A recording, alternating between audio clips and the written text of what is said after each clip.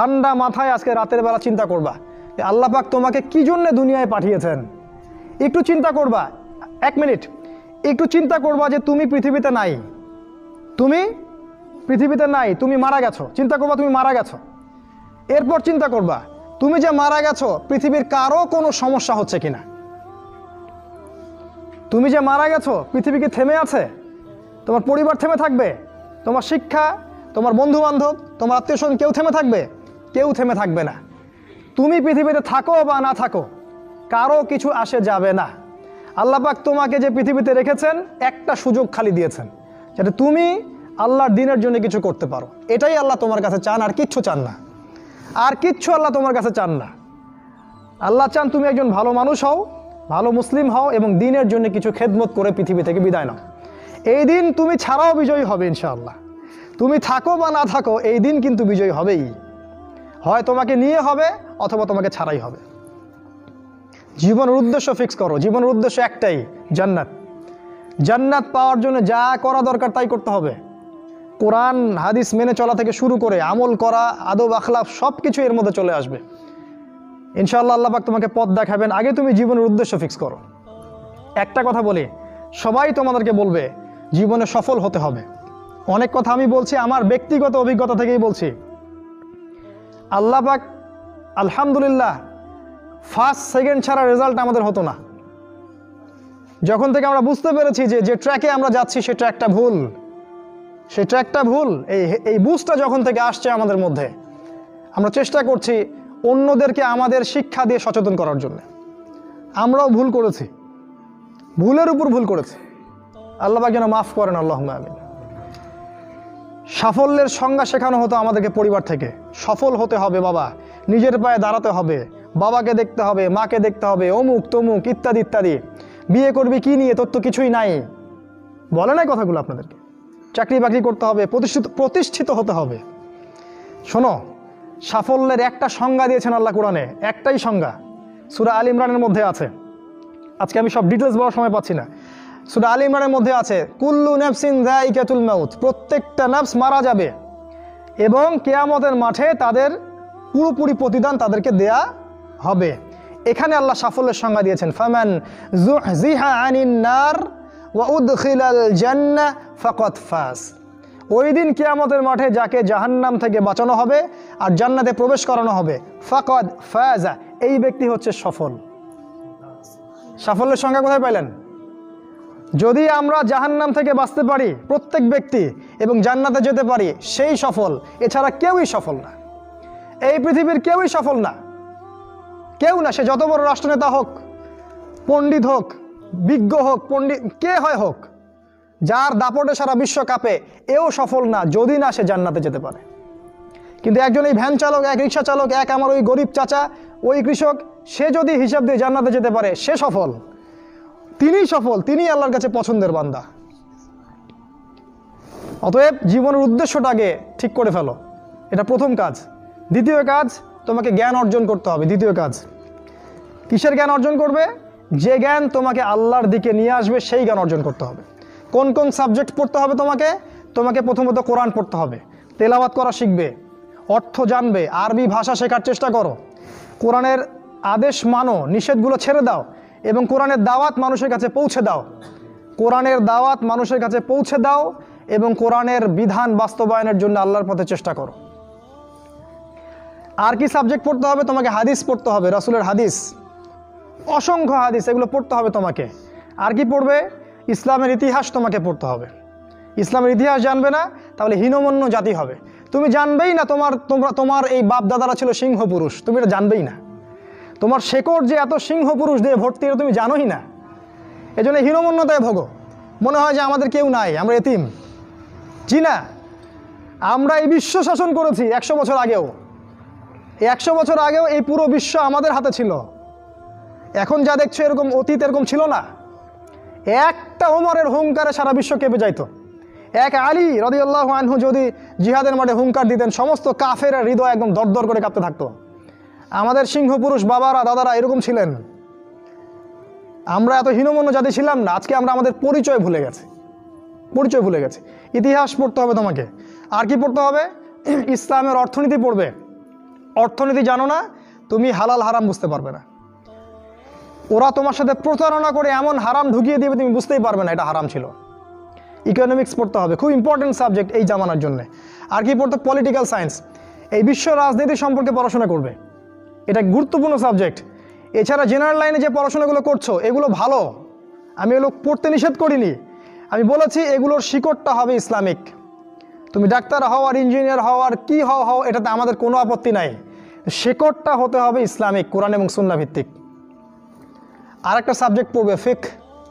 ফিকহ যদি না পড়ো তাহলে কি হবে জানো? তাহলে নফল মুস্তাহাব আমলগুলো নিয়ে মারামারি কাটাকাটি করে ফরজ ঐক্য নষ্ট করে ফেলবা। এখনকার দেখো না যে অল্প কিছু পড়াশোনা করে, 2 পাতা পড়াশোনা করে দায়ী হয়ে গেছে একেবারে।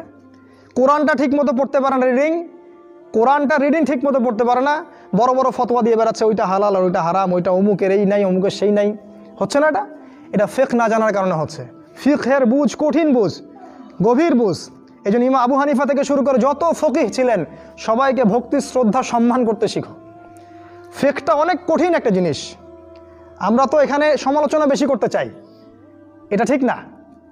এই ফিকহের জ্ঞান না থাকলে তুমি কোনটা ফরজ, কোনটাকে বেশি গুরুত্ব দেওয়া লাগবে, কোনটা নফল, কোনটাকে মুস্তাহাব, কোনটা ওয়াজিব পর্যায়ের, কোনটা সুন্নতে মুআক্কাদা, কোনটা কি সব বুঝতে পারবে না। আর না বুঝতে পারলে তুমি কি করবা? যে বিষয়ে ছাড় দেয়া যেত সেটাকে ছাড় না দিয়ে তুমি বড় বড় জিনিসগুলোকে ভেঙে ফেলবা। খেয়াল করে দেখবেন ছোট ছোট মাসআলাগুলোকে নিয়ে, যেগুলো ইখতিলাফি মাসআলা, যেগুলো নিয়ে সাহাবায়ে কেরামদের মধ্যে দ্বিমত ছিল, এগুলোকে নিয়েই বাংলাদেশে শত শত দল হয়ে গেছে। হয় নাই? কোনো দল কি বলেছে আল্লাহ নাই? কোনো দল বলে যে রাসূল নাই, কোরআন নাই, আমাদের কেবলা আলাদা, এটা বলে? সবার আল্লাহ এক, রাসূল এক, কেবলা এক, কোরআন এক, সুন্নাহ এক, সব এক। তাহলে এতগুলো দল কেন হলো? ওই যে সংকীর্ণ মানসিকতা এবং এই ফিকহের বুঝ না থাকার কারণে হয়েছে। তাই ফিকহটা পড়বে, না হলে তোমার দ্বারা উপকার না হয় উম্মার ক্ষতি হয়ে যাবে। তোমার দ্বারা উপকার না হয় উম্মার ক্ষতি হয়ে যাবে। আর 2 একটা সাবজেক্ট বলছি, জিও পলিটিক্স, ভূ রাজনৈতিক প্রেক্ষাপটটা পড়তে হবে তোমাকে।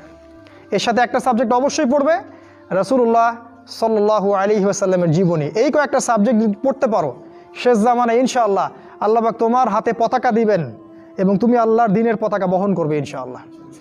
জ্ঞান নাই, কিচ্ছু করতে পারবে না। যদি তুমি জ্ঞান অর্জন করতে না পারো তুমি বাতিলের মোকাবেলা করতে পারবে না। এখনকার যুদ্ধটা অস্ত্রের যুদ্ধ না, এখনকার যুদ্ধ জ্ঞানের যুদ্ধ। তুমি ওদের সাথে অস্ত্রের যুদ্ধ করে পারবে না। এখনকার যুদ্ধটা জ্ঞানের যুদ্ধ। ওটাও আসবে সামনে, যখন ইমামুল মাহদী আসবেন সারা বিশ্ব জুড়ে মালহামা শুরু হবে, তখন মহাযুদ্ধ। এই ফিজিক্যাল স্ট্রেংথ নিয়ে, মেন্টাল স্ট্রেংথ নিয়ে, ইমানের স্ট্রেংথ নিয়ে পারবে না। জ্ঞান অর্জন করো, কারণ রাসূল সাল্লাল্লাহু আলাইহি ওয়াসাল্লামকে প্রথম আল্লাহ আদেশ করেছেন ইকরা, পড়ুন পড়ুন পড়ুন। জ্ঞান নাই, সমাজ সংস্কার করতে পারবে না। এটা 2। 3 নাম্বার হচ্ছে জ্ঞান অনুযায়ী আমল করতে শেখো দ্রুত। যতটুকু জানলা আমল করতে শেখো, আগামীকালের জন্য ফেলে রাখবে না। আজকে যা শিখেছো আজকে আমল করো, রাসূলের সুন্নাহগুলোকে গুরুত্ব দিয়ে করো। যেখানে ইসলাম প্রশস্ততা দিয়েছে সেখানে প্রশস্ততা প্রদর্শন করো, যেখানে প্রশস্ততা নাই সেখানে ওটাই মেনে চলো। ইসলাম একটা প্রশস্ত রিলিজিয়ন, এখানে অনেক কিছু প্রশস্ততা আছে, সেই প্রশস্ত ইসলাম ফলো করো, আমলগুলো করো। প্রতিদিন 5 ওয়াক্ত সালাত মসজিদে জামাতের সাথে পড়তে হবে। যখন তুমি রমাজান মাস পাবে সওম রাখতে হবে, জাকাতের সম্পদ আসলে জাকাত দিবে, মানুষের সাথে ভালো আচরণ করতে শিখো, উম্মাহকে ঐক্যবদ্ধ করতে শিখো, কোরআনের জ্ঞান অর্জন করো, সুন্নাহর জ্ঞান অর্জন করো এবং জানা অনুযায়ী আমল করে তুমি তোমার নিজের ভিতরে একটা পরিবর্তন নিয়ে আসো। পবিত্র হওয়ার চেষ্টা করো, সব পাপ থেকে তওবা করে ফিরে আসো। রাসূলের সুন্নাহগুলোকে গুরুত্ব দাও। A to Z, বাথরুমে যাওয়া থেকে শুরু করে তোমার জীবনের প্রতিটা ক্ষেত্রে নবীজির সুন্নাহগুলোকে তোমার উপর বাস্তবায়ন করো। নিজের উপর সুন্নাহ নাই, তুমি সমাজে সুন্নাহ বাস্তবায়ন করতে পারবে না। 3 নাম্বার। 4 নাম্বার, আদর্শ পরিবার গড়ে তোলো। আদর্শ পরিবার গড়ে তোলার জন্য তোমাকে তাড়াতাড়ি বিয়ে করতে হবে। তোমার সামর্থ্য আছে, শারীরিক মানসিক সামর্থ্য আছে, রুজির একটা ব্যবস্থা আছে, বিয়ে করে ফেলো, দেরি করবে না। বিয়ে করে ফেলো, দেরি করবে না। আমি বলছি অবশ্যই অবশ্যই তোমার শারীরিক সামর্থ্য থাকতে হবে, মানসিক সামর্থ্য থাকতে হবে, অর্থনৈতিক সামর্থ্য থাকতে হবে, একটা মেয়ের রেসপন্সিবিলিটি নেওয়ার সামর্থ্য থাকতে হবে। সামর্থ্য হয়ে গেলেই তুমি বিয়ে করে ফেলবে, আর কোনো দিকে দেখার দরকার নাই। এমনকি তোমার যদি একাধিক বিয়ে করার সামর্থ্য থাকে সেটাও তোমাকে করতে হবে। যার একাধিক বিয়ে করার সামর্থ্য আছে সে যদি না করে সেটাই তার জন্য গুনার কাজ। জি, এই কথাগুলো বলার সাহস পায় না অনেকে, এই কথাগুলো বলার সাহস হয় না, আলেমদেরই হয় না। 2টা বিয়ে করলে মানুষ আবার কি মনে করবে, আমার মনে হয় চরিত্রের সমস্যা ইত্যাদি ইত্যাদি। আরে বোকা, তাহলে কোরআনের মধ্যে 4টা বিয়ের কথা আসলো কেন? আল্লাহ পাক কি এমনি এমনি আয়াত নাজিল করলেন নাকি? আল্লাহ পাক খুব ভালো করেই জানেন ছেলেদের চেয়ে মেয়েদের সংখ্যা বেশি হবে, অনেক ছেলে মারা যাবে, মেয়েরা সমাজে বেঁচে থাকবে। কত অসংখ্য এতিম মেয়ে সমাজে পড়ে আছে, অসংখ্য বিধবা মেয়ে সমাজে পড়ে আছে। ওদের দায়িত্ব নিতে হবে না? কে নিবে ওদের দায়িত্ব? যদি ছেলেরা দায়িত্ব না নেয় কে দায়িত্ব নিবে? ওই মেয়েগুলা কি সমাজের প্রজাপতি হয়ে থাকবে? ওরা কি পতিতালয়ের সম্পত্তি হবে? ওদের অধিকার নাই? এখানে অধিকার দিলে আমরা চরিত্র খারাপ হয়ে যায়। আর এদের সাথে তোমরা সারা দেশে এবং বিশ্বে জেনা করে বেড়াচ্ছ, এগুলাতে চরিত্র খারাপ হয় না। একটা ছেলে বিয়ে করার পরেও 10টা মেয়ের সাথে পরকীয়া করে, এটাতে চরিত্র খারাপ হয় না। কিন্তু যদি আরেকটা বিয়ে করে তখন সমাজের মানুষ তাকে বাঁকা চোখে দেখা শুরু করে। এটা জাহিলিয়াত, এটা পুরো সম্পূর্ণ মক্কার জাহিলিয়াত চলছে। দ্রুত বিয়ে করো, বিয়ে করে আদর্শ পরিবার গঠন করবে। পরিবারটা এত শক্তিশালী হবে যে পরিবারের ভিতর যেন কোনো রকম শিরক, কোনো বেদাত, কোনো কুফর, কোনো হারাম ঢুকতে না পারে। পারবে না ইনশাআল্লাহ? ইনশাআল্লাহ।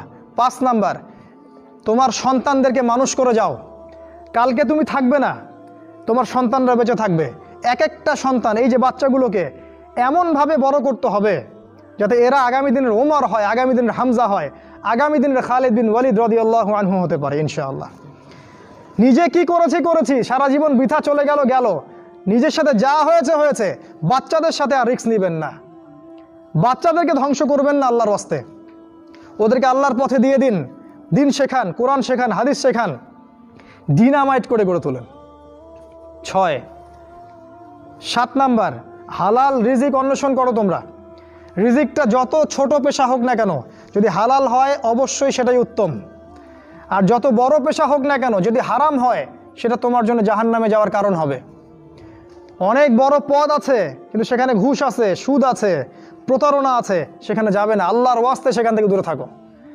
আর তুমি যদি কৃষক হয়ে থাকো, তোমার রুজির মধ্যে হালাল থাকে, তুমি কৃষিকাজ করেই সংসার চালাও, কোনো সমস্যা নেই ভাই, কোনো সমস্যা নাই। লজ্জার কিছু নাই, অপমানের কিচ্ছু নাই।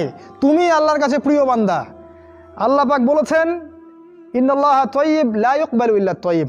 আল্লাহ পাক পবিত্র, পবিত্র রিজিক ছাড়া তিনি গ্রহণ করেন না। সারা জীবনের ইবাদত কবুল হবে না যদি আপনার রিজিকের মধ্যে হারাম থাকে। কিচ্ছু করার নাই, নবীর কথা পাল্টাতে পারবেন না। সারা জীবন সুদ ঘুষ খেয়ে বছর বছর হজ উমরা করবেন আর হাজি সাহেব লকব লাগাবেন, ওইসব করে লাভ নাই আল্লাহর কাছে, কোনো লাভ নাই। ওইরকম হজ আবু জেহেলও করতো, আবু জেহেল হজ করতো এরকম। ওইসব হজ উমরা আল্লাহ পাকের কাছে দেখায় লাভ নাই। রিজিক হতে হবে পিওর, পরিশুদ্ধ, যেটা খুব ডিফিকাল্ট। এই জন্যে আপনাকে নাসিহা করছি, কৃষিভিত্তিক অর্থনীতির দিকে চলে আসেন। কৃষিভিত্তিক অর্থনীতি, এটা আপনার জন্য ভালো হবে ইনশাআল্লাহ। আর ব্যবসা ভিত্তিক, কটা বললাম? 7, 8, আর 2-3টা বলে শেষ করছি। 8 নাম্বার হচ্ছে শারীরিকভাবে শক্তিশালী থাকতে হবে। এর জন্য আপনাকে নিয়মিত ব্যায়াম করতে হবে, নিয়মিত ফিজিক্যাল এক্সারসাইজ বলেন, জিম বলেন, অন্য যে বিষয়গুলো আছে এগুলো আপনাকে করতে হবে। যে খাবারগুলো আপনি খাবেন, প্রত্যেকটা খাবার বিশুদ্ধ কিনা অবশ্যই পরীক্ষা করে খাবেন। এমন কোনো খাবার খাবেন না যে খাবার প্রস্তুত করেছে ওরা, অর্থাৎ ওরা, বুঝতে পারছেন কারা? কারণ ওদের খাবারের মধ্যে এমন কিছু থাকে যেটা আপনাকে আস্তে আস্তে আস্তে আস্তে ধ্বংস করে দিবে। এত ক্যান্সারের রোগী আগে ছিল, এত ডায়াবেটিসের রোগী আগে ছিল, এই যে প্রেশার, হাবি জাবি, স্ট্রোক এগুলো আগে ছিল না, এগুলো রোগ আগে ছিল না।